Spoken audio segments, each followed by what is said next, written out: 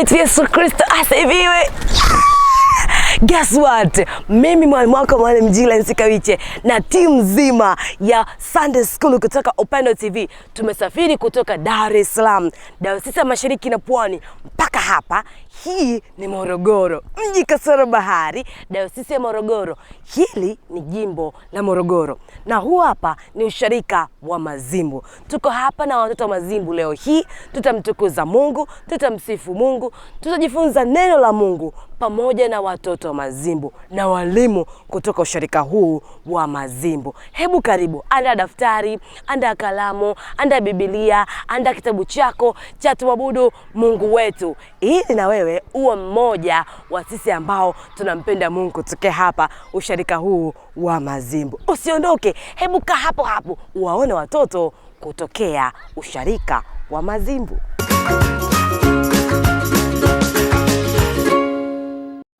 Tuanze ibada yetu katika jina la Baba na la Mwana na la Roho Mtakatifu. Amina. Basi tutakwenda kusoma Zaburi yetu, Zaburi ya 72, kuanzia mstari wa 1 mpaka mstari wa 6. Zaburi ya 72 kuanzia mstari wa 1 mpaka wa 6. Wote tufungue vitabu vyetu vya Biblia, kitabu cha Zaburi sura ya 72 kuanzia mstari wa 1 mpaka wa 6.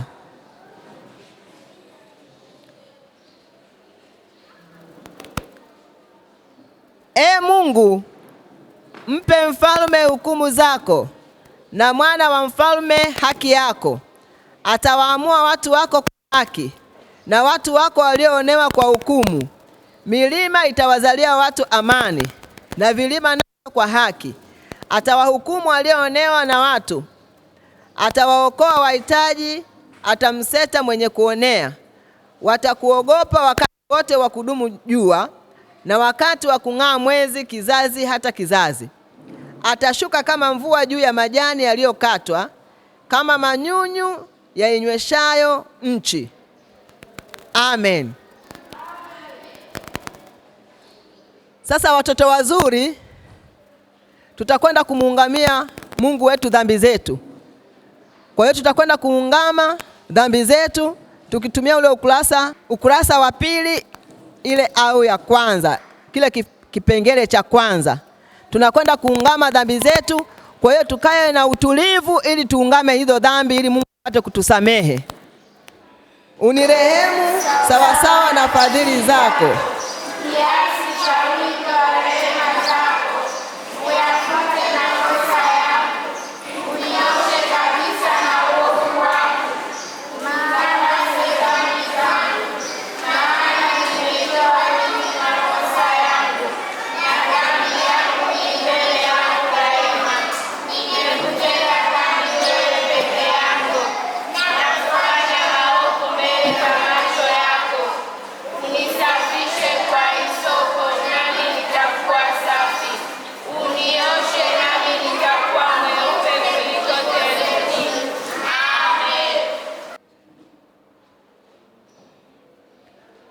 Watoto wazuri, Mungu ametusamehe dhambi zetu zote. Anasema dhambi zijapokuwa nyekundu sana, zitakuwa nyeupe kama theluji. Amen.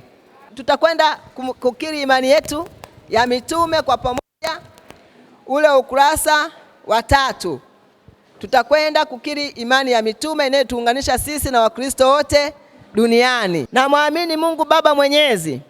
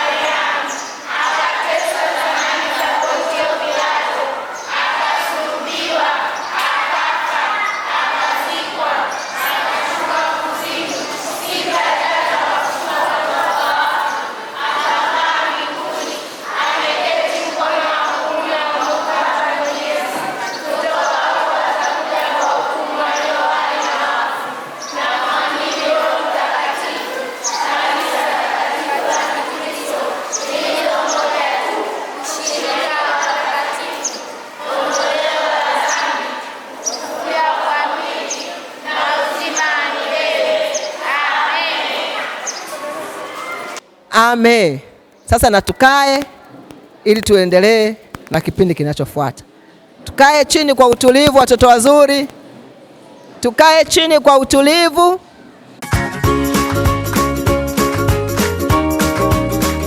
Leo tutakuwa na vitu vizuri kabisa. Leo tutajifunza mstari wa moyo. Kwenye kitabu gani? Kutoka kwenye kile kitabu Agano la Kale. Ni kitabu gani? Hebu guess, ni wapi? Ni wapi? Kuwa hapo hapo. Mstari wa moyo tutajifunza kutoka mwalimu wetu kutoka hapa usharika wa Mazimbu.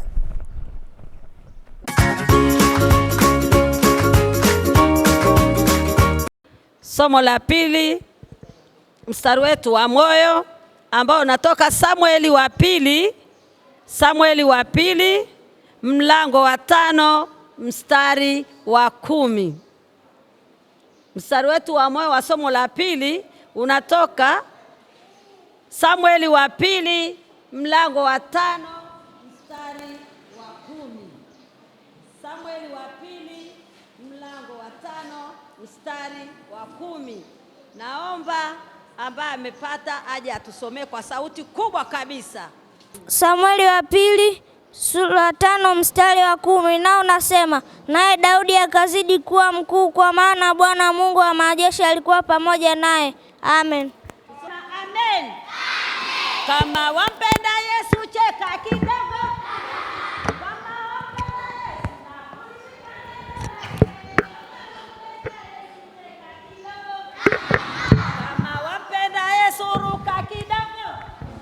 Kama wampenda Yesu ringa kidogo.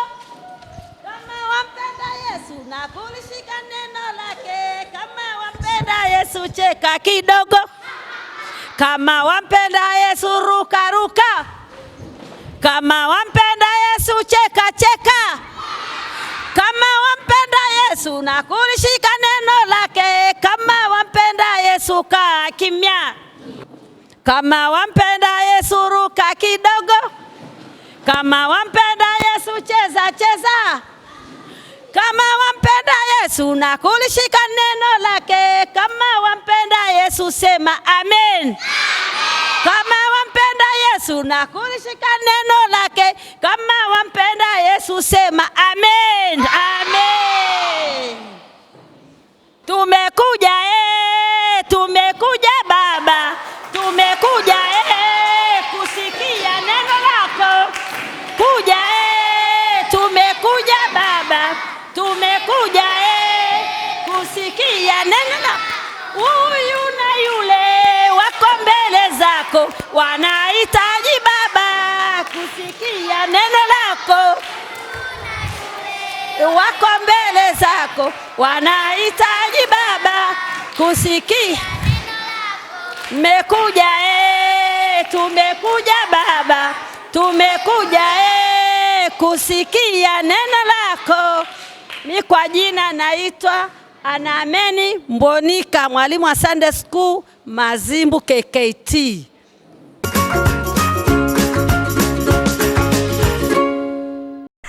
Jamani, baada ya mstari wa moyo, guess what? Tuko hapa kwa ajili ya kujifunza hadithi ya siku ya leo, na mwalimu kutoka usharika Mazimbu yuko tayari kutufundisha hadithi kutoka kwenye Biblia takatifu. Kamata Biblia. Chukua daftari, chukua kalamu, chukua peni. Tujifunze hadithi ya Biblia kutoka hapa usharika Mazimbu.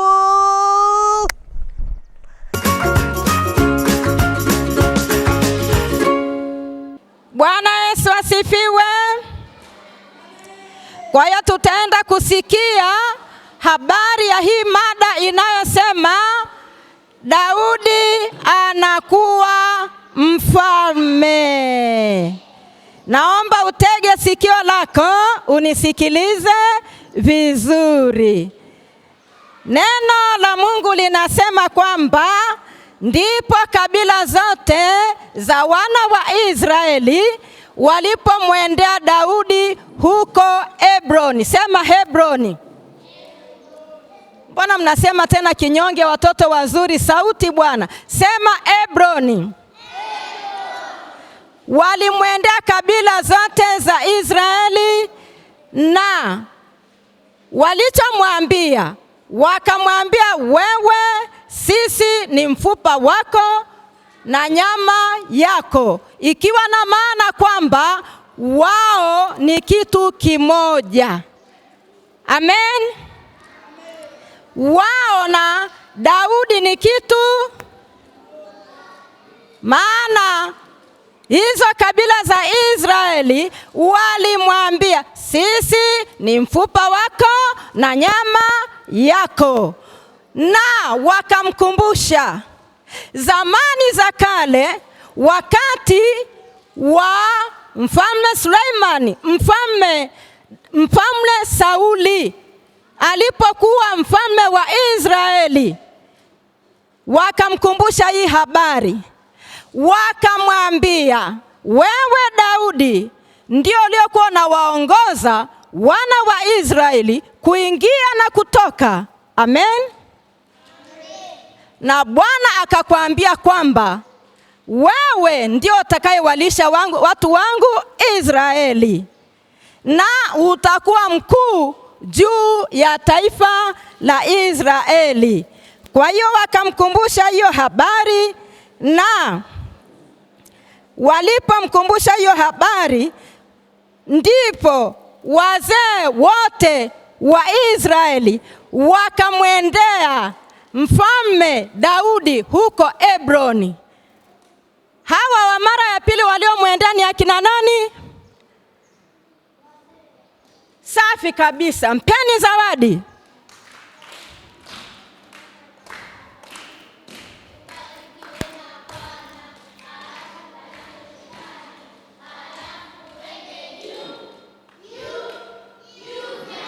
Amen. Kwa hiyo wale wazee wa Israeli walipomwendea Daudi kule Hebroni,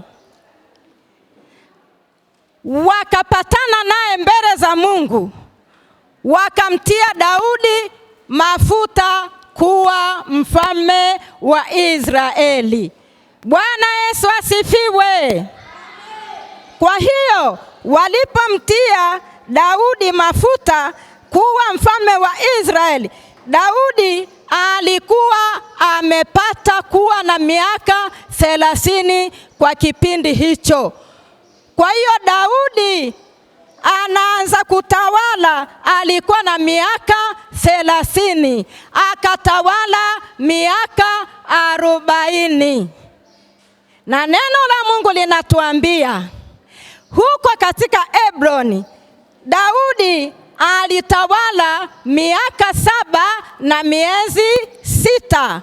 Na katika Yerusalemu yote na Yuda akatawala miaka 33. Bwana Yesu asifiwe. Hebroni alitawala miaka mingapi? Alitawala miaka mingapi Hebroni? Sema 7 na miezi 6. Na huko Israeli na Yuda yote akatawala miaka 33. Maana hapo tayari amekwisha kutiwa mafuta kuwa mfalme wa Israeli. Lakini baada ya hayo Daudi na watu wake wakaenda Yerusalemu kuwapiga hao Wayebusi ambao ndio wenye nchi yao. Daudi alipofika kule, hao watu walimwambia, katika mji huu hutaweza kuingia kamwe usipowaondoa vipofu na viwete. Wale wenyeji wa mji walimwambiaje Daudi?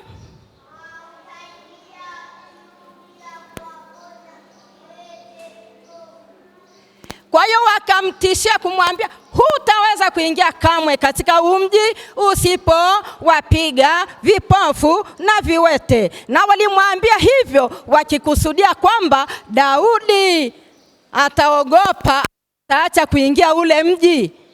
Neno la Mungu linatuambia kwa jinsi Daudi alivyokuwa shupavu. Neno la Mungu linasema Daudi hakuogopa, aliingia katika ule mji wa Yerusalemu au kule kwa Wayebusi. Bwana Yesu asifiwe. Na baada ya kuingia kule, naye Daudi alisema siku hiyo yeye atakayewapiga hao Wayebusi shurti apande katika mfereji wa maji na kuwapiga hao viwete na kuwapiga hao vipofu, maana roho ya Daudi iliwachukia sana hawa viwete na vipofu. Bwana Yesu asifiwe. Basi Daudi baada ya kuipiga ile ngome ya Sayuni ambayo inaitwa mji wa Daudi, sema mji wa Daudi. Baada ya kuipiga ile ngome, na hiyo ngome akaiita mji wa Daudi, kisha Daudi akajenga toka Milo, sema Milo. Hilo ni eneo liliitwa Milo. Baada ya kuipiga ile ngome ya Sayuni ambayo tunasema ndio mji wa nani? Hapana, ndio mji wa nani? Safi kabisa, ndio mji wa Daudi. Baada ya kuipiga, neno linasema Daudi alijenga kuanzia Milo mpaka ndani, akajenga ule mji.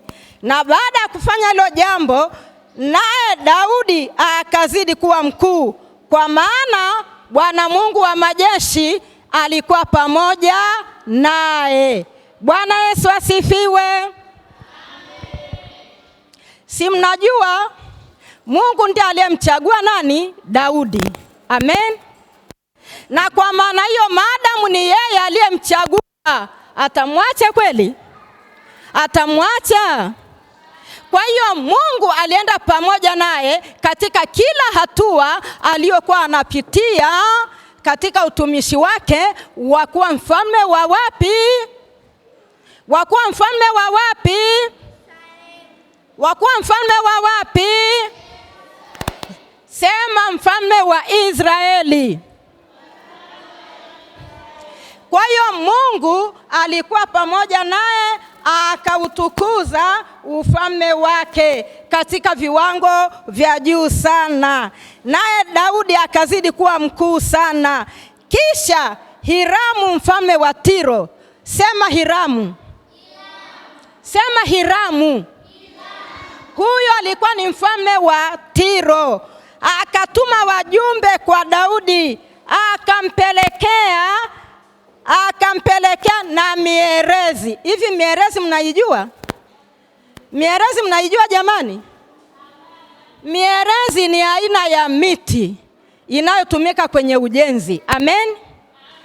Kwa hiyo huyu mfalme wa Tiro aliposikia mambo makubwa ambayo huyu Mungu ametenda kwa mtu wake Daudi, akatuma wajumbe kwa huyu mfalme. Na neno linasema kwamba hakuwatuma mikono mitupu.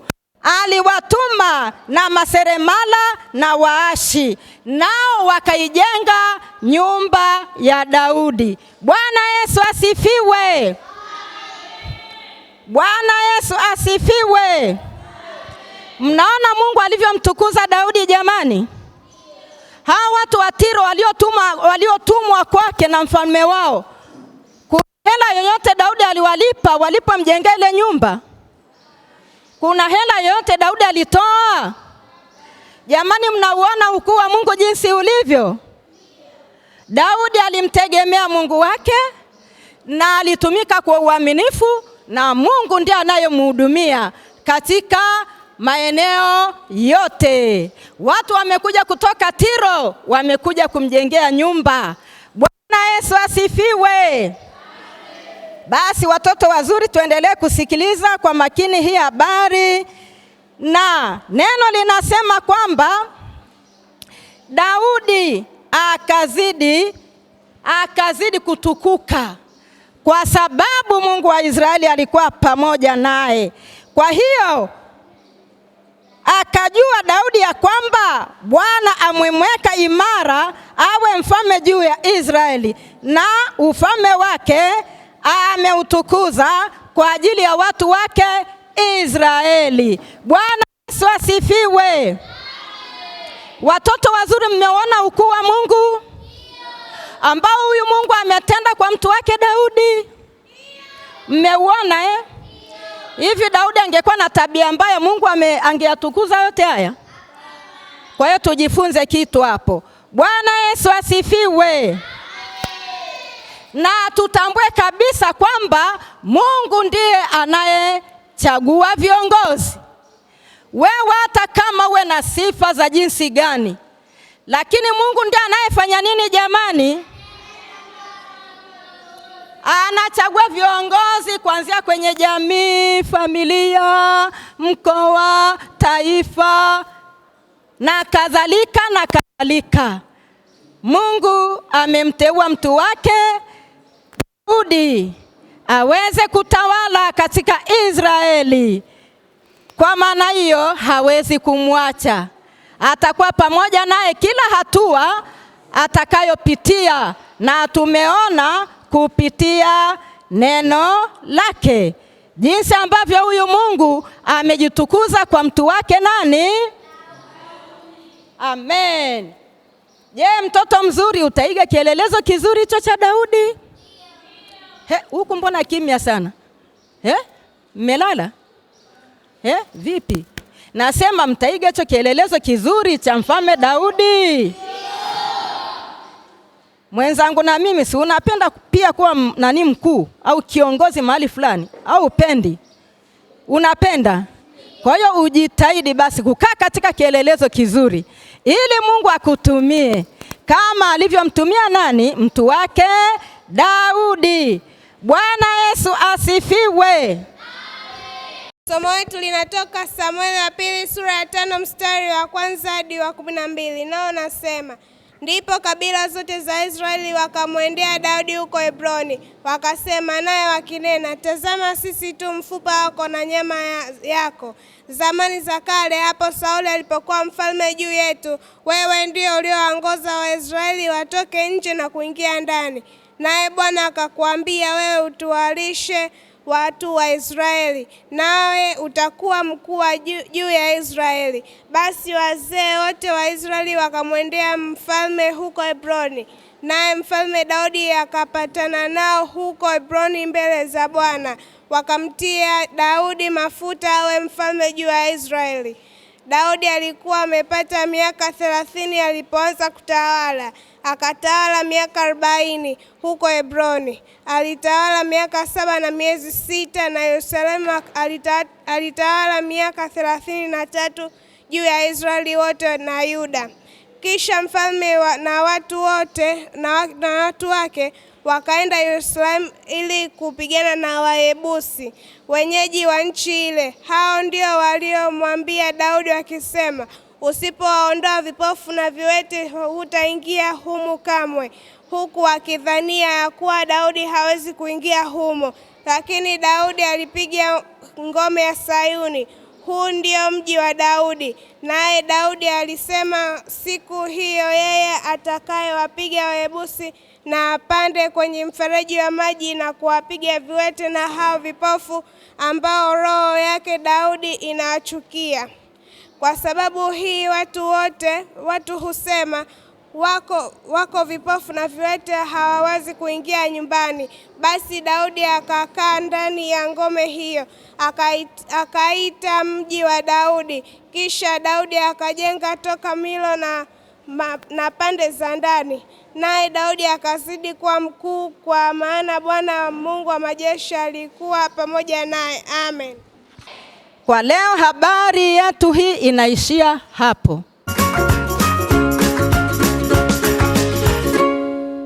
Ndio kabisa, uko tayari kwa ajili ya kumtukuza Mungu? Uko tayari kwa ajili ya kumwimbia Mungu? Uko tayari kwa ajili ya kucheza? Mimi mwalimu wako Mwalimu Jilani Sikawiche, niko tayari. Tuko hapa na tutoa sharika Mazimbu. Tutamwimbia Mungu kutoka kwenye kitabu chetu kizuri kabisa cha Tumwabudu Mungu Wetu, wimbo namba 441. Zaeni matunda mema. Sisi tunazaa matunda yaliyo mema. Sisi ni uzao wa matunda yaliyo mema. Wewe je, kwa tayari? Kwa tayari? Waleta Mazimbu wako na sisi. Twende.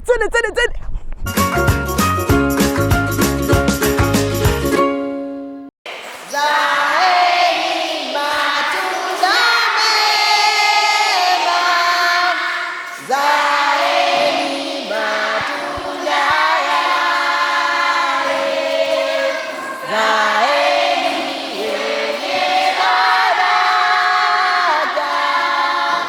zaeni ya heri. Bwana akiyapokea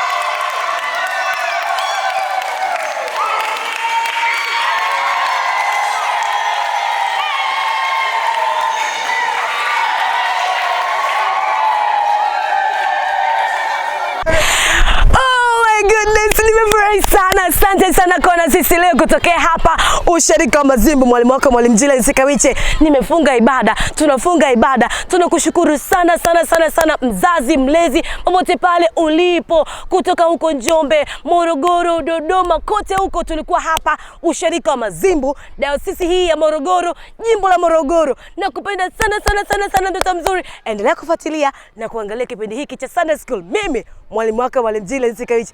Bye bye, hadi wakati mwingine.